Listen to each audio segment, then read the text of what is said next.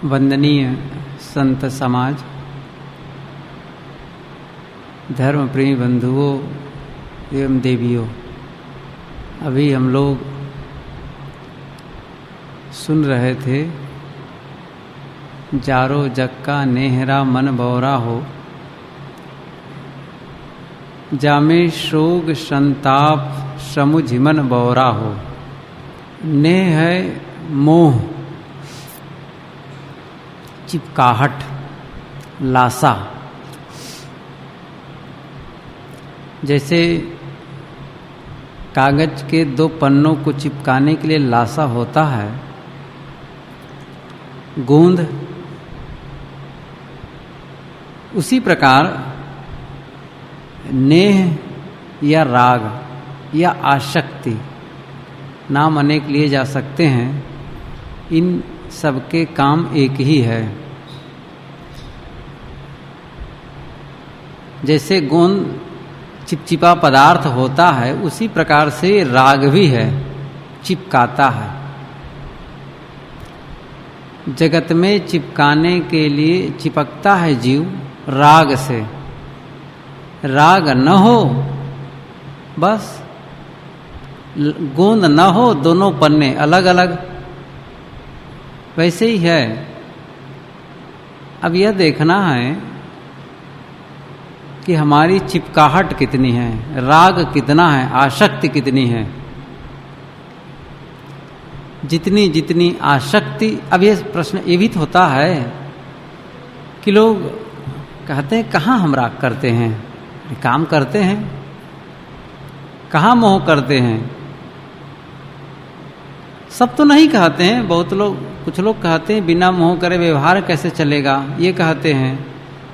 लेकिन जो लोग कुछ साधना पथ में बढ़ते हैं तब कहते हैं अरे हमको कुछ मोह कैसे चलेगा, ये कहते हैं।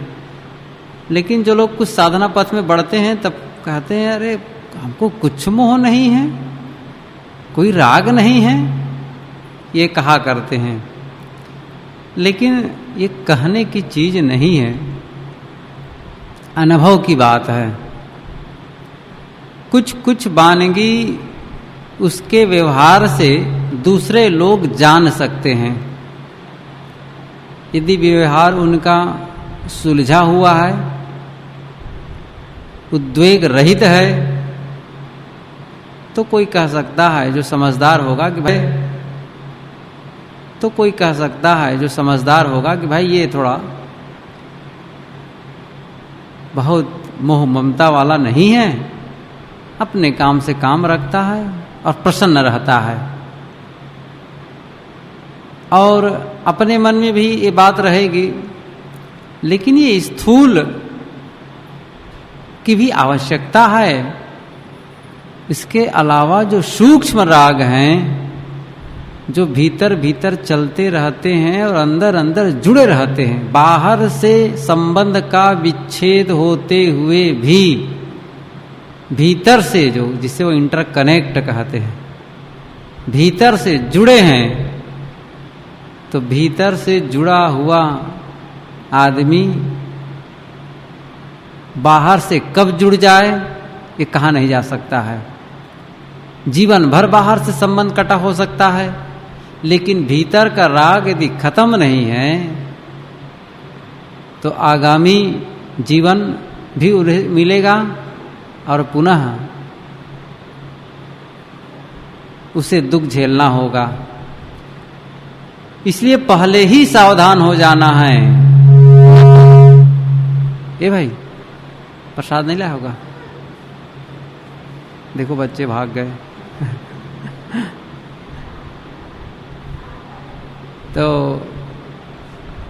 हम तो सोचे थे देवेंद्र आए, बच्चों को कहानी सुनाएंगे, सुनाए नहीं और मुझे कह दिए, और ऐसी बात सुन करके सब भाग गए। क्या चलाने के लिए कहते हैं।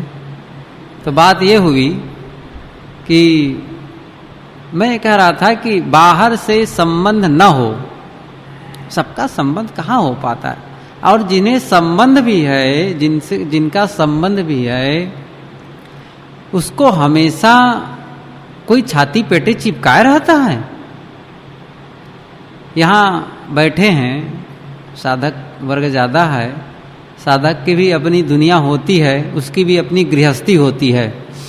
हम लोग जब गुरुदेव जी के साथ भ्रमण में चलते हैं तो कहते हैं साहब आप लोग जब चलते हैं तो सब कुछ रखे रहते हैं, रस्सी भी रखते हैं, साबुन डिब्बा भी रखते हैं, ब्रश दतून सब कुछ रखे हुए हैं।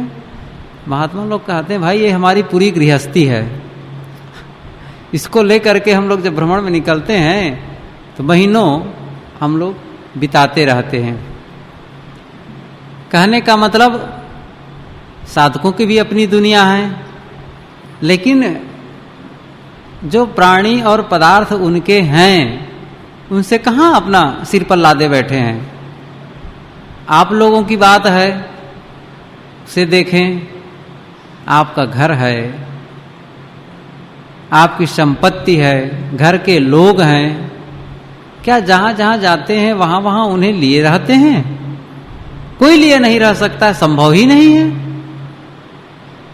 सब अलग है, अलग ही रहता है, लेकिन अलग होते हुए भी उसका संबंध बना रहता है। कहीं से आदमी जाएगा तो घूमकर अपने घर में जाएगा, उसकी व्यवस्था करेगा, तो व्यवस्था की दृष्टि तो ठीक है, लेकिन जो प्रीता और मोह है जिसके नाते दुखी होते हैं लोग, इसके लिए बात कही जा रही है। वह संबंध यदि राग पूर्वक है, बहुत एकदम भीतरी है और बहुत उसके प्रति इतना बेताबी है कि उसके थोड़ी भी विचलन में कहना चाहिए उसके नुकसान या किसी प्रकार और क्षति होने पर बहुत पीड़ित होना। वैसे आदमी कोई वस्तु की क्षति हो तो स्वाभाविक है, किसी को अच्छा नहीं लगेगा। अब यही आश्रम बना है, आश्रम के किनारे टूट के गिर जाए तो क्या आश्रम के साधु क्या ढोल लेकर के पीटेंगे बड़ा अच्छा हुआ कह के? कोई नहीं ऐसा करेगा, सबको अच्छा नहीं लगेगा, ठीक नहीं है। लेकिन स्वाभाविक है कि भाई अब हो गया तो क्या करेंगे, दैविक आपदा है, ठीक किया जाए, स्वाभाविक है, एक सहज स्वीकृति है, उस घटना की सहज स्वीकृति है। और एक उसको पहले से मन में माना नहीं था, जब वो घटना घटी तब एकदम विचलित हो गया। इसलिए पहले से ही उसको देखे रहना, जो साहब ने कहा है कि हाँ नाही के बीच में नहीं है उधर भी ध्यान होना चाहिए, रोज एक बार जप लेना चाहिए मन में, ये है लेकिन नहीं है, है लेकिन नहीं है। ये बड़ा अद्भुत लगता है अध्यात्म की ये बात, है लेकिन नहीं है, समझ बात नहीं आती है। साहब यही कहते हैं ज्ञानी की स्थिति वही है, हाँ नाही के बीच में। हम लोग की स्थूल दृष्टि होती है में, लेकिन ज्ञानी की दृष्टि होती है नहीं, केवल नहीं में नहीं, हाँ नाही के बीच में। बहुत ही एक व्यवहार और परमार्थ का सेतु कहना चाहिए। साहब हर दोनों को ऐसा बढ़िया रास्ता बताते हैं जो अत्यंत व्यवहारिक धर्म की बात कहते हैं। अध्यात्म अत्यंत व्यवहारिक सदगुरु कबीर का हाँ नाही के बीच में, सर्वथा नकारते नहीं हैं और सर्वथा स्वीकारते नहीं हैं। स्वीकारना है जीवन निर्वाह के लिए, नकारना है क्योंकि उसकी वही परिणति है, इसलिए नकारना है, दोनों को समझना है। तो ये चीज पहले से माने बैठे रहेंगे कि ये शरीर की स्थिति है, परिवर्तनशीलता है, और जो कुछ हमको मिला है वो छुटने वाले हैं, परिवार के लोग हैं बिछुड़ने वाले हैं, तो कभी वो स्थिति आई तो आदमी विचलित नहीं होगा, समझ लेगा पहले ही समाधान किया हुआ है। न मिले तब भी एक समाधान है, चलो भाई कोई बात नहीं, बराबर गया, नहीं मिला। लेकिन न मिलना मात्र नहीं रहा, मिला, लेकिन वह मिला जो पीड़ा है, दुख है, जलन है। ये अद्भुत घटना घटती है। न मिलने तक ही संतोष नहीं होता है, न मिलने तक ही बात नहीं बनती है, उसके बदल की लपट होती है। इसलिए साहब कहते वहां मत घुसो, ये जारो जग का नेहरा, जारो वस्तुतः ये जारो शब्द में श्लेष कह सकते हैं। एक तो जाल और दूसरा है जलाओ। एक जाल है, उस जाल से अपने आप को बचाओ।